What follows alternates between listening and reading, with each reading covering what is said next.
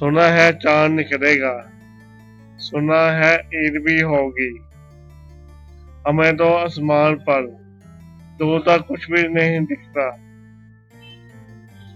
कहाँ वो चांद निकलेगा कि जिसके वास्ते हमने कभी पलके नहीं झपकी, और जिसका रास्ता तकती है गुजरी जिंदगी अपनी। जिसका रास्ता तकती है गुजरी जिंदगी अपनी।